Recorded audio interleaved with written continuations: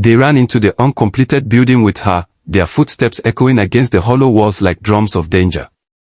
Lulu's heart pounded violently against her chest as she slipped into one of the empty rooms and hid behind a metal door.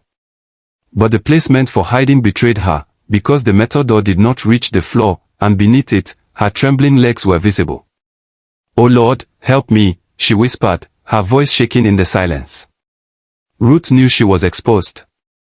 She knew they could see her. But fear had frozen her thoughts. Was this how her life would end?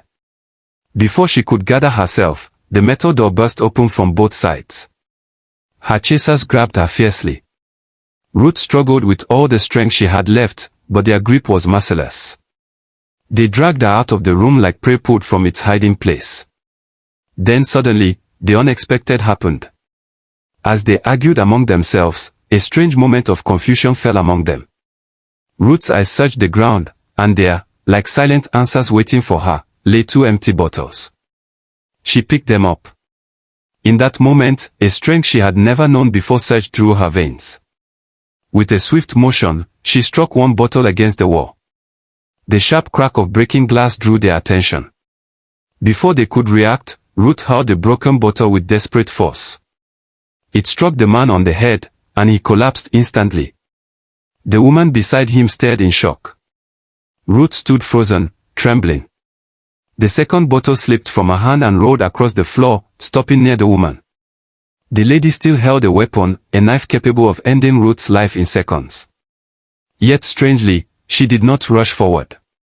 Ruth stood there, shaking with fear and disbelief, wondering if she had just killed a man. Her lips could only whisper, "God, help me." Behind Ruth was a window, high, but not too high, the kind of height a desperate soul could jump without thinking twice. The woman slowly took out a cigarette. She lit it calmly, the tiny flame of the lighter flickering in the dusty air. She inhaled deeply, smoke curling around her face like a dark cloud. That small flame brought Ruth back to her senses. The woman removed the cigarette from her lips and drew out her knife.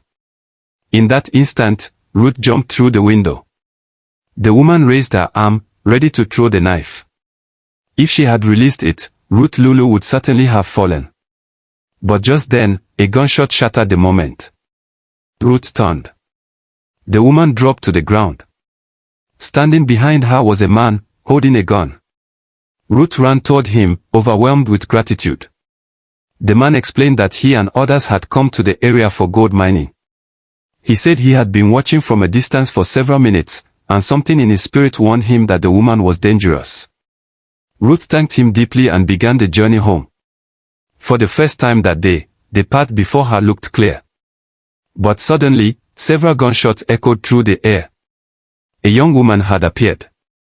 She killed the man who saved Ruth and many others who had come for the gold mining. The truth unfolded like a dark secret. The first mining group had been double-crossed by the woman and her gang. Lulu finally reached home weak and shaken.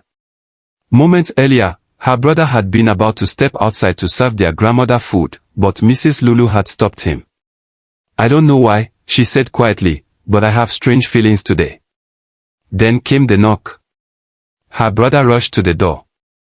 "Ruth," he shouted with relief. He had been worried sick about her. Ruth stepped inside, but the strength left her body.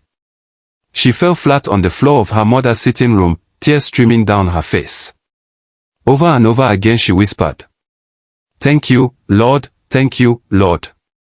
When she finally found her voice, she narrated the terrifying ordeal to her family. Just like Lulu, there are moments in life when the road grows dark.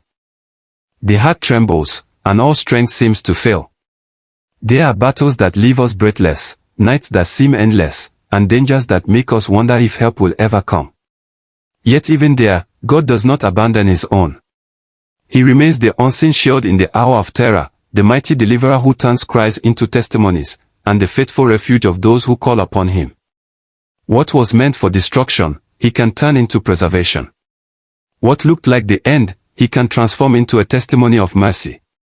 God is our refuge and strength, a very present help in trouble. Psalm 46 verse 1.